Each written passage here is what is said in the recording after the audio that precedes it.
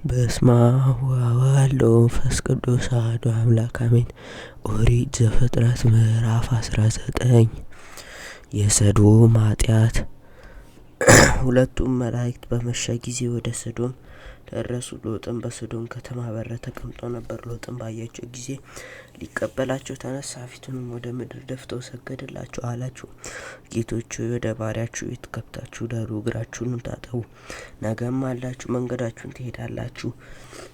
እነርሱም በአደባባይ እናድራለን እንጂ አይሆንም አሉት። እርሱም ግድ አላቸው። ወደ እርሱም አቀኑ። ወደ ቤቱም ገቡ።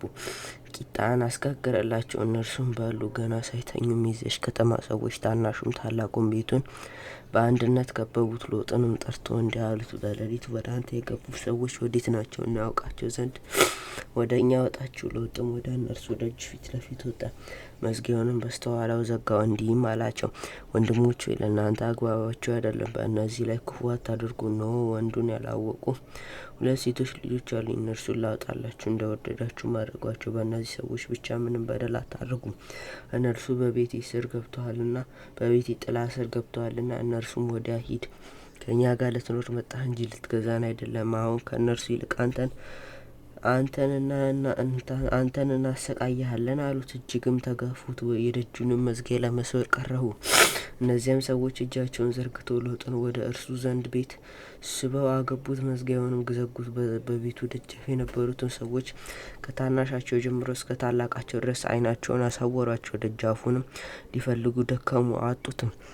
ሎጥን ሰዶምን ትቶ እንደወጣ እነዚያ መላእክት ሎጥን አሉት፣ ከዚህ ሌላ ማን አለ? አማችም ቢሆን ወንድ ልጅም ቢሆን ሴት ልጅም ቢሆን ብትሆን በዚህ ከተማ የምታውቁ ወዳጅ ቢኖር ያለን ሁለቱ ከዚህ ስፍራ አስወጣቸው። እኛ ይህችን ስፍራ እናጠፋታልና፣ ጩኸታቸው በእግዚአብሔር ፊት ትልቅ ሆኗልና እናጠፋትም ዘንድ እግዚአብሔር ልኮናል። ሎጥም ወጣው፣ ልጆቹ ከሚያገቡት ለአማቾቹ አላቸው፣ ተነሱ፣ ከዚህ ስፍራ አውጡ፣ እግዚአብሔር ይህችን ከተማ ያጠፋታልና። ለአማቾቹ ግን የሚያፌዝባቸው መሰላቸው። ጎህም በቀደደ ጊዜ ሎጥን ተነሳ፣ ሚስትህንና ከዚህ ያሉትን 2 ሴቶች ልጆችን ውሰድ፣ አንተም በከተማይቱ ሰዎች ኃጢአት እንዳትጠፋ እያሉ ያስቸኩሉት ነበር።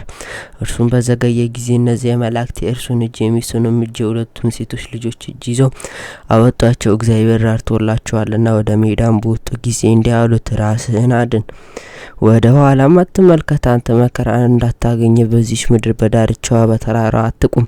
ሎጥም አላቸው፣ ጌቶች ሆይ በጀ በሉኝ። እነሆ ባሪያ ፊት ምሕረትን አግኝቼ እንደሆነ ሰውነቴም ታድናት ዘንድ ቸርነትን አብዝተህልኝ እንደሆነ መከራ አግኝቶኝ እንዳልጠፋ ወደ ተራራ ሸሽቼ ራሴን ማዳን አልችልም።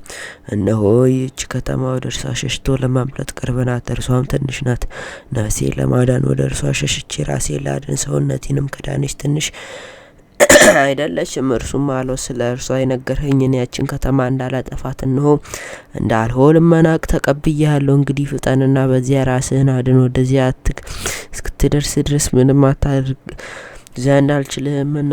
ስለዚህም የዚያች ከተማ ስም ሴጎር ተባለ። የሰዶምና የገሞራ መጥፋት ፀሐይ በምድር ላይ ወጣች። ሎጥም ወደ ሴጎር ገባ። እግዚአብሔርም በሰዶምና በገሞራ ላይ ከእግዚአብሔር ዘንድ ከሰማይ እሳትና ዲን አዘነበ። እነዚያም ከተሞች በዙሪያቸው ያለውንም ሁሉ በከተሞች የሚኖሩትን ሁሉ የምድሩንም ቡቃያ ሁሉ ገለበጠ። የሎጥ ሚስት ወደ ኋላ ተመለከተች፣ ጨው ሐውልትም ሆነች። አብርሃምም በእግዚአብሔር ፊት ቆሞ ወደ ነበረበት ስፍራ ለመሄድ ማልዶ ተነሳ። ወደ ሶዶምና ወደ ገሞራ ወደ አውራጃቸውም ሁሉ ተመለከተ። እነሆ ነበልባል ከምድር እንደ ምድጃ ጢስ ሲወጣ አየ።